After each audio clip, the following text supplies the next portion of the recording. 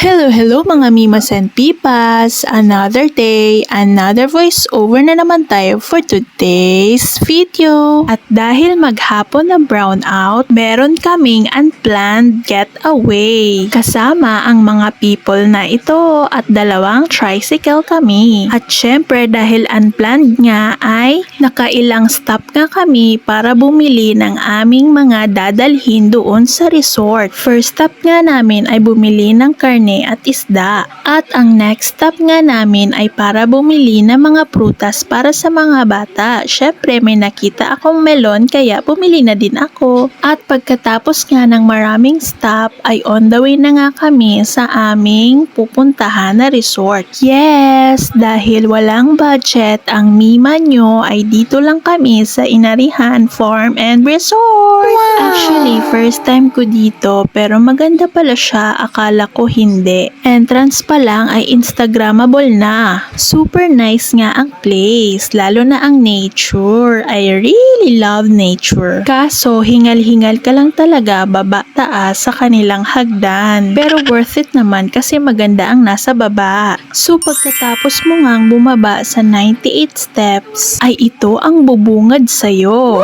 Napakalinaw ng tubig. Parang ang sarap-sarap ng maglublob. Tingnan nyo naman ang itsura ng Mima nyo, pawis na pawis. Ilang calories kaya ang na-burn ko sa pagbaba pa lang? Hay! At dahil nahuli-huli kaming dating ay naubusan na kami ng cottage. Pero okay lang naman kasi hindi naman mainit. At dahil maraming na-burn na calories, kaya nagutom ang mga Mimas and Pipas nyo. Kaya naman, nag-snack muna kami bago kami nag-prepare magluto. Hello mga P! At ito na nga yung ibang mga naluto namin. At yung ibang ulam nga ay niluluto pa lang.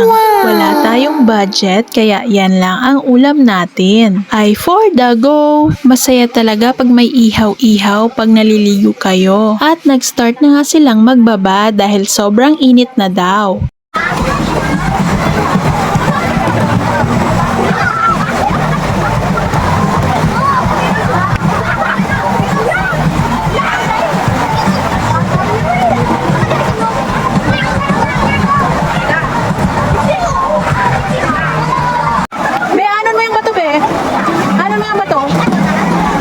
At habang nagluluto nga si Mister ay nagpe-prepare na nga kami para kumain ng lunch. Hay salamat at nakulayan na din ang aming drawing sa aming GC.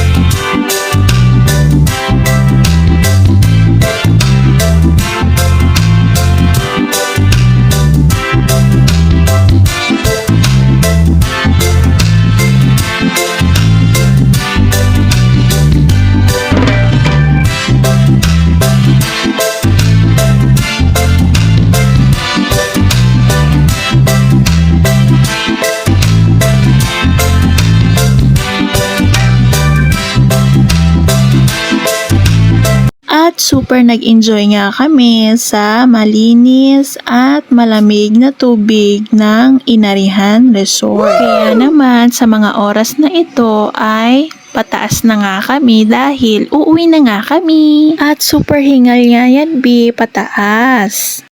This is it, guys! Pwede mo kayo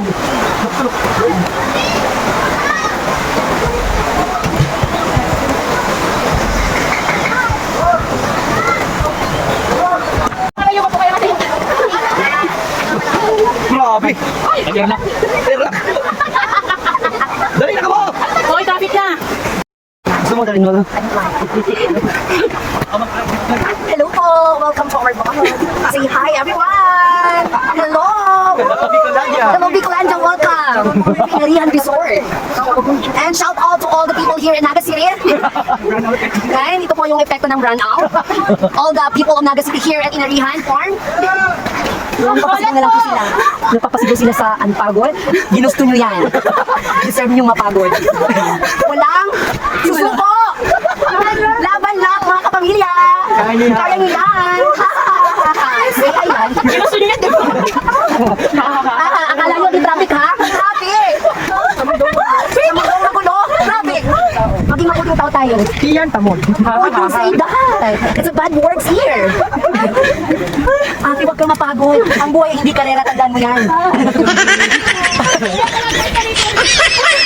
Hay, salamat at na-survive din namin ang taas-baba sa hagdan. Super nice nga ang place at super ganda, kaso nga lang talaga magsasacrifice ka magtaas-baba. Hindi pwede dito yung mga young at hearts kasi mapapagod sila. So, at least nakaligtas kami sa brownout. Dapat talaga kasi ang mga getaway ay hindi na pinaplano. Lalo na pinaplano pa sa GC, hindi talaga yan matutuloy.